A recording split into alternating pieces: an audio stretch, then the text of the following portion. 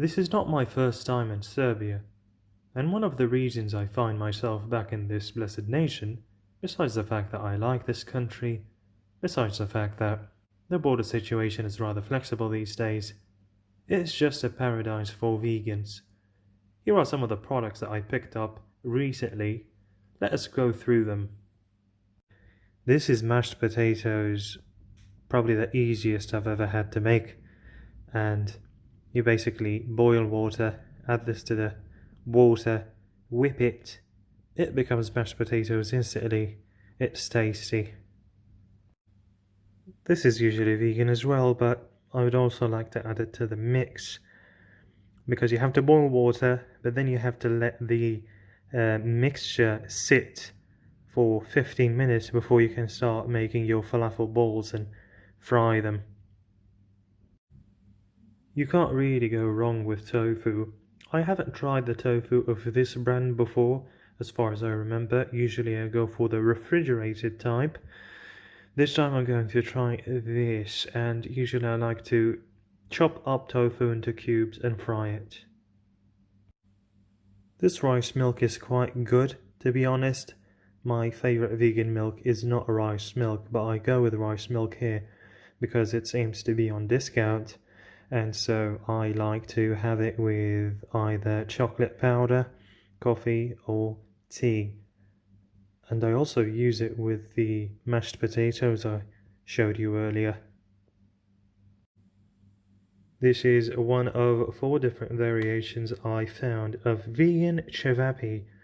Cevapi is a local meat that people like. It's almost like kebabs, if you're familiar with those. Otherwise, to me, it tastes just like meat, if not better. This is the stuffing type. I usually use it for tacos, burritos, even with macaroni. Otherwise, you can get a burger style, you can get a kebab style, and you can get like a meatball style. This is what it looks like outside the box. By the way, this one is the worst looking when it's not cooked. The other ones look nice and brown. I don't know why the stuffing one looks like this before it gets cooked. This cheese is also probably the closest I've tasted to the actual taste of cheese, and it actually melts very similarly to cheese, if not perfectly similar. I've already had a go at this big block of cheese. This is what remains. Tortilla Mexicana fit. I usually find myself eating at least 3 of these a day, usually in one meal after filling it up with some nice contents to make it a burrito. As far as I remember, I got at least 2 comments from my Mexican American friends who take notice of how it's a wheat tortilla. Usually I think they go for the corn tortillas. Either way, it tastes fantastic. It bakes nicely in the oven. It holds the contents very nicely. I flipped the package for you so you can get an idea of what it looks like.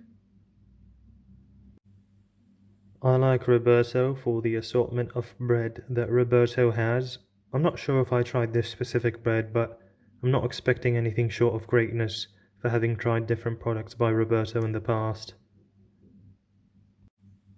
We will end today's showcase of vegan products with this chocolate powder. Now you might think, what's so vegan about this chocolate powder? Isn't it easy to find it? Well, sometimes you might have an enhancer, emulsifier, preservative, additive that is not vegan. So I was glad to find this one that says it's organic, but it doesn't have a strange taste. This one tastes quite good. Again, I mix it with rice milk and I also add a little bit of sugar. I also like how this chocolate powder comes in a can instead of a bag, because chocolate powder in a bag can be quite hard to access / navigate without making a mess, and I will likely reuse this can in the future for things such as sugar. So the vegan products that I showed you today are not necessarily the only vegan products that I buy here. They are just the vegan products that I happen to have in stock today, and so let's try to see what kind of meal we can whip up And I will throw at your wing a Gordon Ramsay impersonation attempt. To make beautiful falafel wraps, we first boil some water and we add the falafel mixture in, and now we stir. We are done stirring. The aroma is incredible and the taste is going to be fabulous. In the meantime, I peeled this onion that we will chop up. Beautiful. Onions in.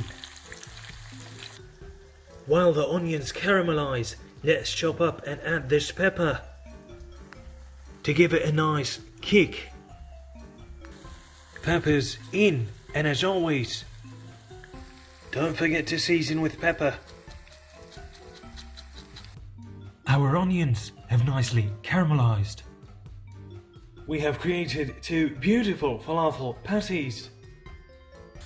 They are now in the scorching hot pan. You hear that nice sizzle. The falafel patties are turning nice and golden brown. The aroma is incredible. Tilly, pan down! Pan down, Tilly! Pan down! Right, get your nicely oven-baked tortilla. Add a generous amount of hummus to keep everything together and give it that nice taste. Add your falafel patty and onions and wrap it up. Beautiful. Make the last one shawarma styled and dinner is served.